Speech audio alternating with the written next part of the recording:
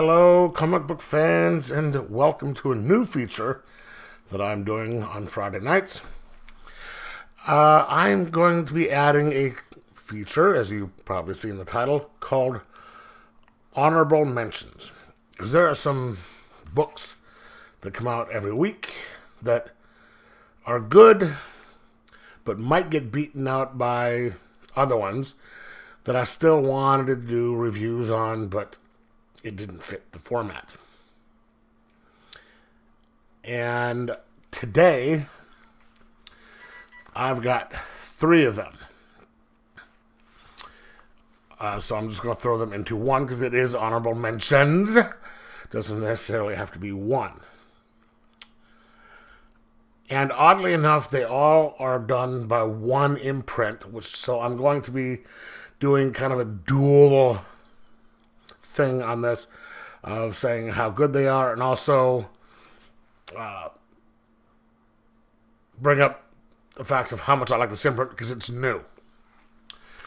So we have,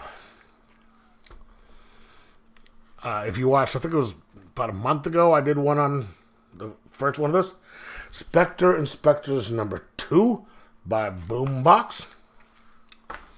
And one of the ones that I picked up this week was The Last Witch number 3, but I hadn't read number 2 yet. I read number 1, so I read 2 and 3 this week as well. And as you can see, all 3 of these are done by Boombox. They are an imprint of Boom. Now, Spectre Inspectors. I really like this book. It is basically like Ghost Hunters, all those types of shows. Meet Scooby-Doo, but without the talking head and the pothead, meaning Shaggy.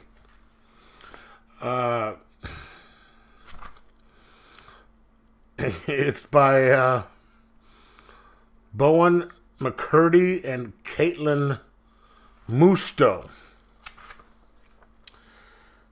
It is created and written by those 2. Their art is by Bowen McCurdy, so he helped write and then he drew it. And letters by Jim Campbell. And then the cover was by Bowen McCurdy. Guy's a busy dude. He did everything. So the first issue, you have this group of kids driving out to this place they're going to investigate for ghosts. They're on their little camera. They're doing their little setup for it for the social media accounts. And they get to the house and do all those things. And boom, one of the girls gets possessed. Pretty cool.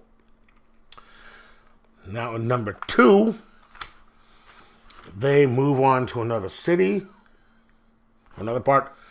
They go to the library of this town because they are going to try and figure out who the demon is that is possessing this nice lady right here.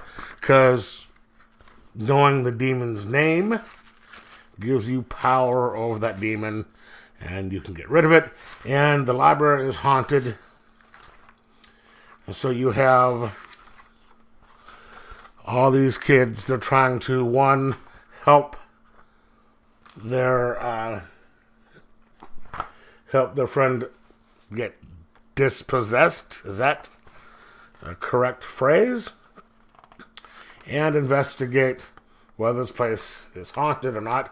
And, of course, it is. So they're dealing with that and their friend being possessed. This is actually a really fun book. It is written for a younger type of group, and I'll get into that a little bit later. But it's still very well done and just kind of entertaining. Especially if you're like me that like watching, the Ghost Hunters and stuff like that. because it's a fun take on the genre, and it is sort of reminiscent of, or at least for somebody like me, the whole Scooby-Doo things, and it sort of builds on a mystery as to why the town is one of the most haunted towns in the country, and why the library is so haunted. So, well done, well written. The art is a little bit more,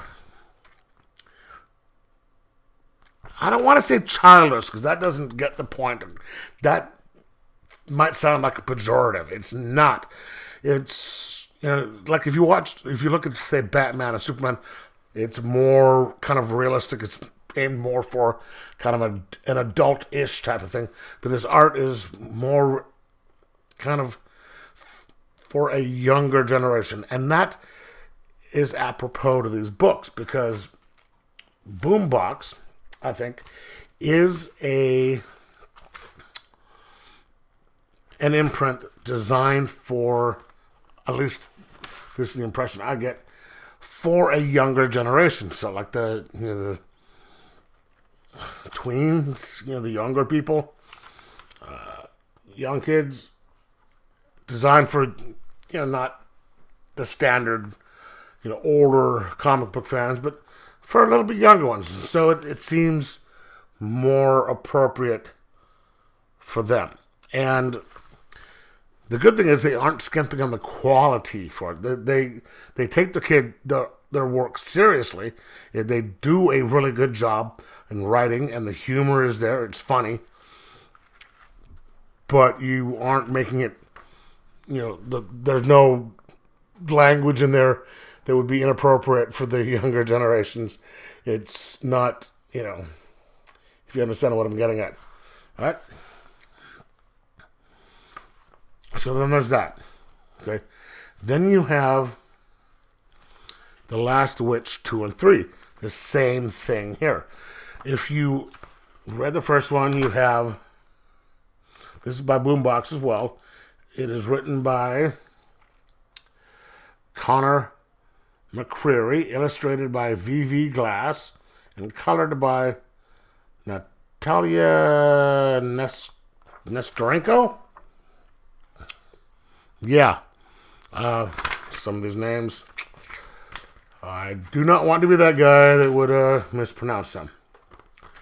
So you have a young girl in Ireland. Last issue, she sort of went out to try and wanted to go hang out and go into the woods to investigate a myth, a legend of this witch being there. And she's with her younger brother who follows her out. And her dad comes out and says, hey, no, bad. We aren't doing this shit. Get back. Your brother's sick. You need to come back in the house. Take care of your brother. And it's him, the father, I don't know if it's his mother or mother-in-law, and then the two kids. The mother of the children is dead. And so he's going to run off to this kind of, it's her birthday, by the way, the girl's birthday. And there's this big celebration in town. And since she snuck off, he's saying, you can't go, you have to sit here and take care of your brother. Because you snuck out, you went in the woods like you weren't supposed to. Well, once the dad leaves, those two take off to go look for this witch. And the young girl, she has a tattoo on her arm. She's obviously not like this, but it's kind of a witch mark.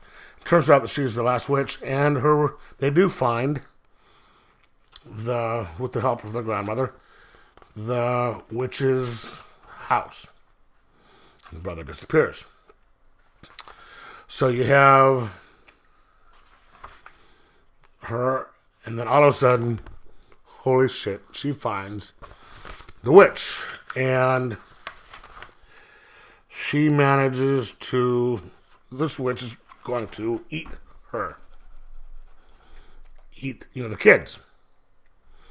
and that may not be good. And she manages somehow to beat the witch. And the grandmother comes out and says, hey, guess what? You are a witch. You have latent abilities. And this was only a kind of an apprentice of these 3 witches that had this town. And that's why we've been having all this famine, yada, yada, yada. You have to try and beat these witches. And it turns out that is their grandmother's sisters. So there's that. And then in this one, she gets to the other town and comes across the first witch and beats the witch. This is a very brief overview.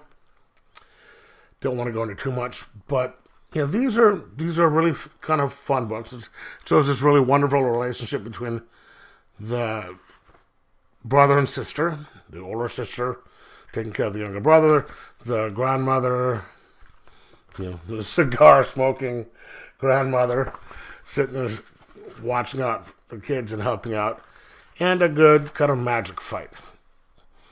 Good story for kids and stuff, and just for just kind of an adult like me. And again, very well done, very well written, good art. And one thing I found really interesting on all these books, there is no ads in these things. So both these books are, what is it? They're $4.99 a piece. A tad bit more expensive than most of the big ones are, $3.99. Some of them are $4.99 if you get the cardstock. But these are, $4.99. Not a single page of ads in them. So, and they aren't thin. They're bigger than some of the big boy books, as in thickness, page count. So, yeah, I recommend these books. These are really fun. I mean, they're not, they're not Alan Moore type stuff. They're not,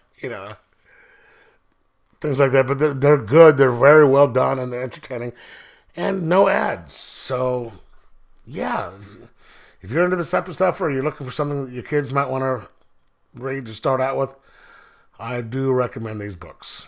So, these are my honorable mentions for this week. And I actually do sort of like this whole Boombox imprint thing.